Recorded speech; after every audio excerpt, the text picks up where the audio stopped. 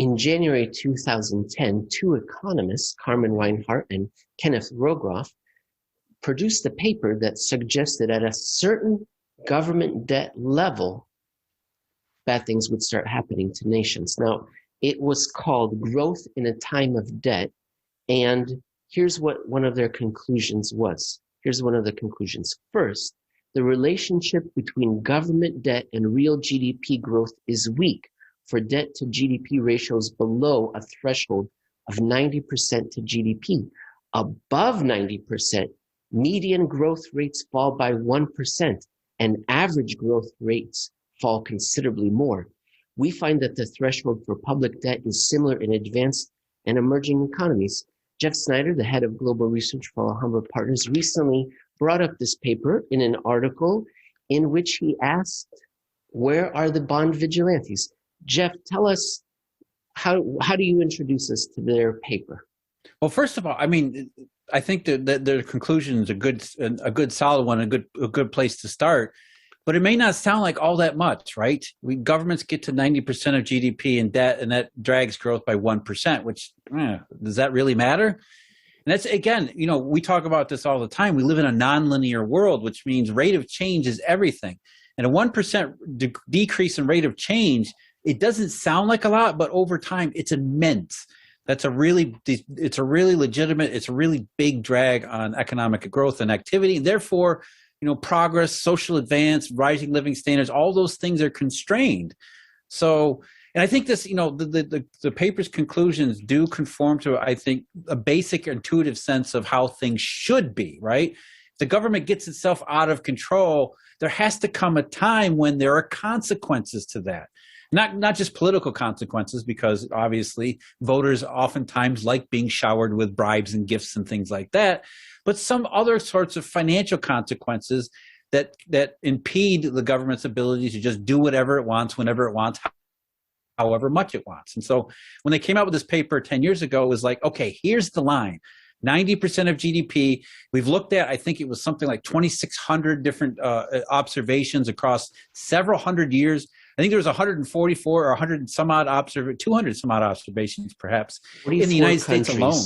Yeah, 44 countries spanning about 200 years. Yeah, our data set incorporates over 3,700 annual observations covering a range of political systems, institutions, exchange rate arrangements, and historic circumstances. Right. So it was a really exhaustive, comprehensive survey, and they found statistically significant results that said, not exactly 90%, but somewhere around 90%. As they said, underneath 90%, governments can do what they want. It doesn't appear to interfere with growth. But once they get to that 90% threshold and go above it, we see this statistically. Obviously, there's outliers and there's cases where it doesn't have, but more often than not, you can expect that above 90%, economic growth is going to be hindered.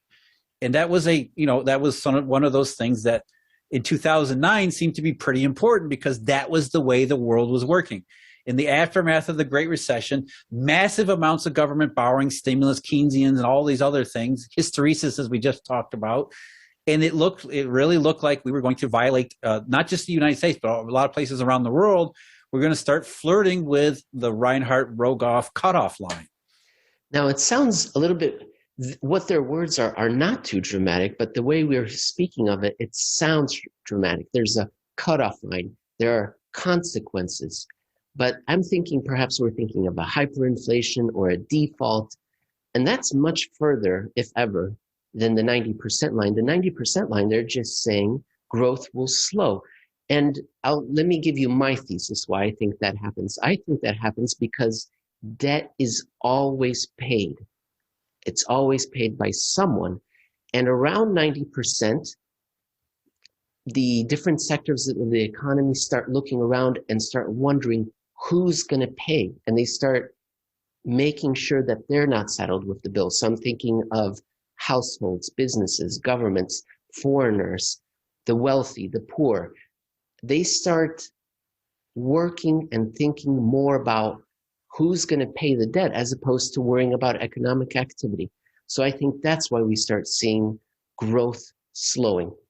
What about Carmen Reinhart and Kenneth Rogoff? What did they say? What was Why did we see this slowing in growth? What was their thesis? Well, yeah, and they didn't come up with a specific reasons. They listed a couple theoretical reasons that had been investigated in papers before. And what you're saying, Emil, is kind of what they were saying too, in one sense that the economy, economic agents and economic participants start thinking at 90%. Somebody's going to end up paying. And how do you end up paying for this government debt? Well, the government's not a private company that it can just, take some revenue from its natural business processes and pay off the debt. It's going to tax somebody, which means it's going to tax you and me. So when the government debt gets large, we start realizing forward tax projections go up, which can be a hindrance upon economic growth, certainly a hindrance upon expectations. However, what they were saying is that this 90% threshold, why it triggered it, was that was most likely because of what they called debt intolerance, which is something that another paper that they had written along with a guy named Savastano in 2003 had investigated, which was essentially bond vigilantes. When we get to that 90% level, before people in the real economy start worrying about taxes, bond vigilantes start worrying about it right away. And what they say is that at the 90% threshold, one of the possible or maybe even most likely scenarios behind this lack of economic growth that after triggering this threshold is that bond vigilantes start saying, we don't want these bonds anymore because we don't see any credible way for the government to pay off this debt. So we're going to start selling their debt, start disposing of any kind of, not buying their any securities that are auctioned off, so that interest rates begin to rise and rise and rise, which hinders the government's ability to do these bad things, incurring more debts along the way. As the bond vigilante rises, in order to then get the bond investors back into the fold, governments have to undergo radical changes to their policies, which includes getting their house in order. We do have to raise taxes. We do have to cut back spending. We do have to do these things. And these economists, Reinhart and Rogoff, being good Keynesians, said, well, there's one reason why there would be lack of economic growth, because there's less government contributions to aggregate demand. And that's, seemingly a plausible at least a plausible sounding theory. There are a couple other options. They could devalue the currency. They could, what else could they do? They could implement financial repression to keep inflation rates above rates of return. So there are a number of possibilities they could pursue.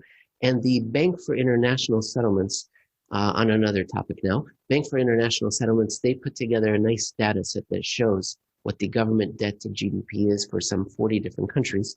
And I'm looking at September in 2008 right now, and I only see 4 countries: Japan, Greece, Italy. I'm going to throw Singapore in there because they're at 89, and Belgium being close to the 90% line. But by September 2011, we had a lot more. Japan, Greece, Italy, Portugal, Singapore, Belgium, let me keep going, France, the United Kingdom, Spain, Argentina, and Ireland. And that's where you take us next in your report, to the European sovereign debt crisis, where starting in 2011, and remember the paper we're discussing was published in 2010, it was almost as if it was foretold. It was happening, Jeff. The European sovereign debt crisis come to life as predicted. Yeah, the vigilantes showed up, at least for the Club Med countries, right? The so-called pigs: Portugal, Italy, Ireland, Greece, and Spain, right? All of a sudden, they found those bonds were not worth investing in. They weren't worth the collateral, and certainly the repo markets, causing all sorts of problems there. And interest rates on those government bonds skyrocketed, at least until 2012, when Mario Draghi made his famous promise. So for at least a couple of years, it looked like these things were actually happening in the way and in the manner that Reinhart and Rogoff had anticipated. Guess what? We've just had a big crisis. GDP is down very strongly, and debt levels are up as governments are spending on furloughs and government guarantees of bank loans and so forth.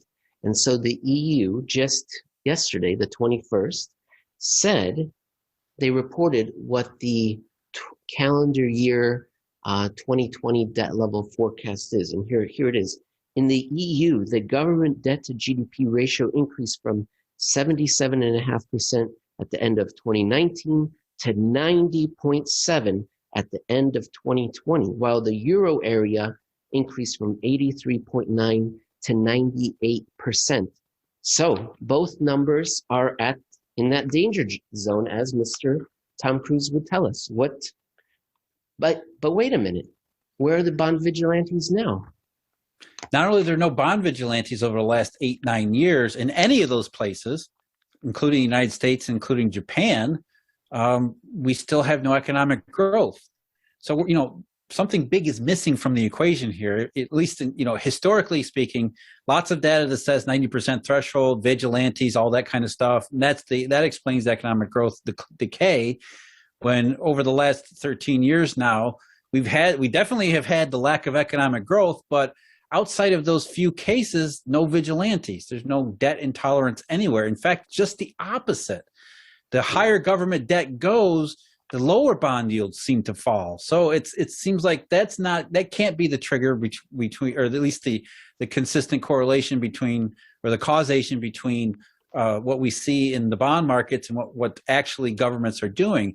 And it's really, you kind of get locked into a downward spiral here too, because governments are responding to lack of economic growth, which means they end up doing more, and that doesn't produce the kind of results they're expecting, which means there's going to be continuous lack of economic growth, which only means governments are going to end up doing more. So debt levels are going to go up, GDP levels are not going to rise very quickly, and soon you're going to find, instead of, as you said, in 2008, there was only a handful of countries at that 90% threshold. I would wager that today that almost every single one of them is on or above, at or above that 90% level, including the United States. That's correct. Let me read the latest statistics from the BIS as of September 2020. Here are all the countries that are above the 90% threshold: Japan, Greece, Italy, Portugal, Singapore, Belgium, France, the United Kingdom, Spain, United States, Canada, Argentina, Austria, Brazil, and India. Others have made, they're free and clear for now as of September 2020.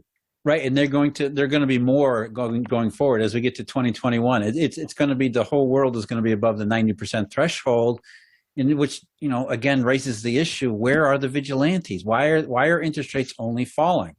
It can't be that debt levels by themselves are explanatory of very much, at least in the current situation. So what is our conclusion to this paper?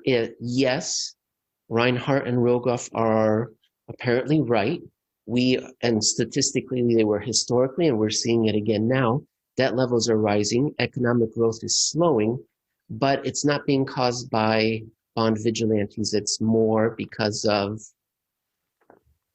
just what? Structural problems in the Eurodollar system. We keep coming back the whole to show. The one thing that we don't ever talk about, or at least in the mainstream media, they don't ever talk about because they don't know to talk about it.